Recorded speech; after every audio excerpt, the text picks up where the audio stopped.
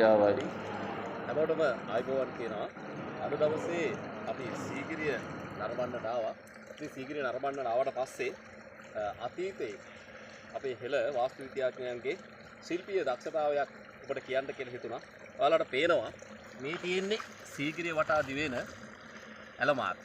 අද පුංචි වතුර පාරක් තිබ්බත් මේ ඇල මාර්ගේ ඉතාමත්ම නිවැරදිව වතුර ගහගෙන යනවා.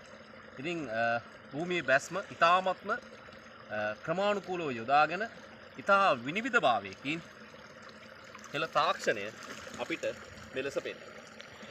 මේ තියෙන්නේ ඒ ඇල මාර්ගය. අද කැඩලා බිඳලා ගියා තාමත් නූතනයට අතීතයේ තුලින් පාඩම් කියලා දෙන ඉතා විශිෂ්ට නිර්මාණයක් තමයි මේ සීගිරිය වටා දිවෙන ඇල මාර්ගය. දැන් අපි ඉස්සෙල්ලා කතා කරා සීගිරියේ එක් පැත්තක තියෙන කාණු පද්ධතිය. මේ පැත්තේ දැන් අපි මේ කතා කරන්නේ සීගිරිය පාරේ අනිත් පැත්තේ තියෙන කාණු පද්ධතිය. හැබැයි මේ කාණු පද්ධතිය වතුර බැස යන්නේ නැහැ. දැන් අපි ඉස්සෙල්ලා පෙන්නපු එකේ වතුර බැස යනවා. දැන් ඔයාලට පේනවා ඇති ඇයි මේක වතුර බහැලා යන්නේ නැත්තේ. හැබැයි මෙන්න මෙතන තියෙනවා කුංචි හතරස් වලක්.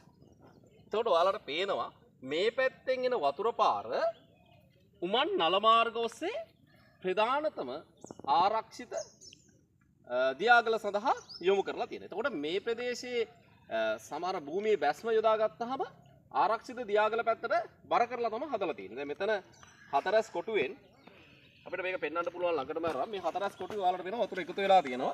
එතකොට මේ වතුර පාර මේ තියෙන නල මාර්ගෙ මේ දැන් නලේ වැහිලා තියෙනවා. නමුත් ඒ නලේ වතුර වැඩි වෙනකොට ක්‍රියාත්මක වෙනවා. මේ නල මාර්ග දිගේ කෙලින්ම ප්‍රධානතම ආරක්ෂිත දියාගල කලා දිව යනවා.